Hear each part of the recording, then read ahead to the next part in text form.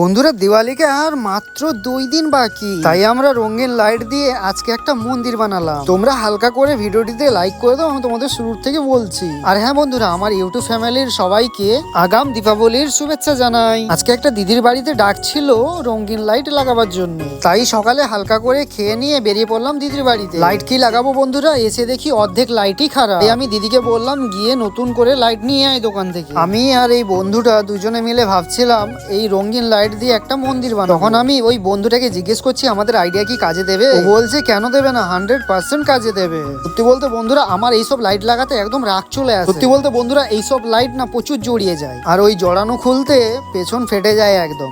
আর একটু এদিক সেদিক হয়ে যাওয়া মানে লাইটটাই পুরো বেকার হয়ে যায়। আর হ্যাঁ বন্ধুরা, তোমরা পুরো ভিডিও দেখো কিন্তু সাবস্ক্রাইব করো। করছো বন্ধুরা, তাড়াতাড়ি সাবস্ক্রাইব করো, 1K টা কমপ্লিট করতে হবে। তো আমাদের কাজ এখানে প্রায় কমপ্লিট, এখন সন্ধে হওয়ার অপেক্ষা। এখন ঘড়ির কাঁটায় বাজে প্রায় 7টার থেকে 7:30। তোমরা তো দেখতেই পাচ্ছ বন্ধুরা, তো বলো কেমন হয়েছে, কমেন্ট করে অবশ্যই বলবে এই গরিবের সাজানো কেমন হয়েছে।